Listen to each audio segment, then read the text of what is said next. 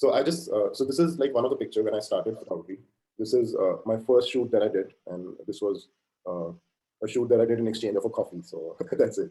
So that's how I started. So there's a, if you're aware of a site called Craigslist in the US, which is very popular, in which I used to post my pictures and say that, I'm okay to work for free also. And, I just want to build my portfolio.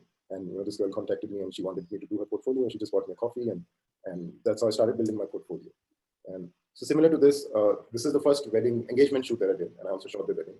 And this also I did, in exchange of free food at the wedding. That's all. So that's how, I started. So what I mean to say is that when you start, so you don't have to look for, how much money you're going to make, or, you have to just build your portfolio and, be out there, learn, be very hands-on, be in the real situations, rather than just, watching YouTube videos about photography.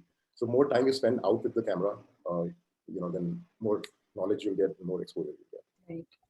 I think the most common question that we get is when you see the pictures, why are your pictures so dark, or why are they bright, extra bright? So that's basically the lighting. In photography term, we also call it exposure. So exposure is basically, when a subject that you're photographing, how much light it has been exposed to. Is it too much? Is it very less? Or is it the way it should be? So like, if you see this, so we have like a correct exposure where the light is very balanced.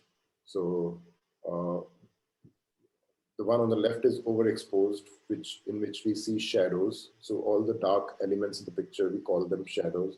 It's same as, in paintings also, we call highlights and shadows, if you're familiar with that. So same thing here. In the overexposed shot, you'll see like highlights, and in underexposure, you'll see shadows. But you'll see the perfect balance when the exposure is correct. And you can see the difference, like, what is right. I mean, if you just see with your eyes, you can tell, something is wrong. If the picture is underexposed, or, it's overexposed, you'll get to know. So there's a term called exposure triangle in photography. And this is like, I think, the most important thing if you want to take photography seriously. So this covers, I would say, like, more, if you understand this thoroughly and if you're able to operate it in your camera, how to control it yourself, then you are, I would say, like, more than 50% of the camera know-how you have, no matter what camera you use, if you're able to handle this. So more than 50% of operations in your camera, you have nailed it down. So, this is like really, really important topic. So what we're going to do is, we'll come back to this picture again, but I'm going to take each topic separately, starting from aperture. And then we're going to come back to this, and, we'll see, how does, all these three things work together in making a picture, right? The aperture, the unit of aperture is written like this. So f2.8, f4.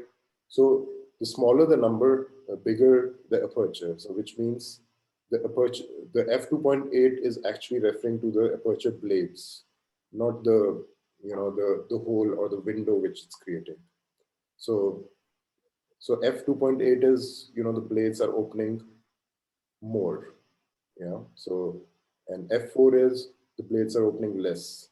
If you see f16, the blades are opening very less. So there's just a tiny hole for the light to pass.